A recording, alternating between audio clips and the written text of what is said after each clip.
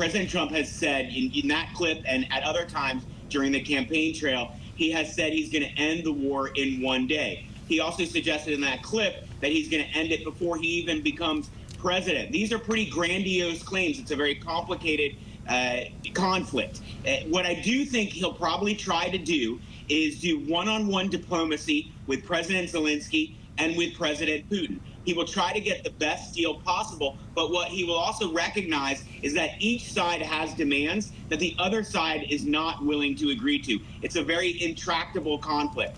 He will probably come up with the best deal possible, and if that fails, then he has to make a choice. Is he going to continue the military aid and support to Ukraine that President Biden has been doing? I would note that his running mate, J.D. Vance, is the most anti-Ukraine aid senator in the U.S. Senate. And so combine Trump and Vance and what they've said about ending the war, you could expect they may stop the aid, military aid to Ukraine. And that's one of the things that President Zelensky and the government in Ukraine is very worried about. I understand that President Zelensky had a congratulatory call yesterday with President Trump where that was likely discussed. On Israel, as you alluded to, he has said mixed things. He has said he wants to end the conflict, but he's also suggested that he's going to give Netanyahu a lot of leeway. And if you look at his performance on Israel when he was president the last time, he turned the other way when Israel did illegal settlements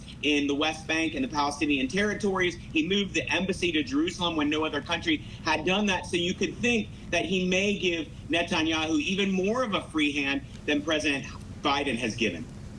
Yes. No, yes, all that makes total sense. Let me ask you this, because this is something that I found riveting for a number of years. There was that moment during the debate where David Muir looked right at Trump and said, from ABC News, and said, do you want Ukraine to win this war? And he said, I just want to get it done, which is not exactly the same kind of response. At the core of all of this is the inexplicably cozy relationship between Trump and Putin. We now know from good reporting they've talked privately multiple times since Trump left office, and they've interfered in more than one of our elections to the benefit of Donald Trump. There's new reporting says Elon Musk, too, is chatting with Putin privately. What the hell is going on between Trump and Putin, and what does it mean for American foreign policy for the next 4 years starting in January?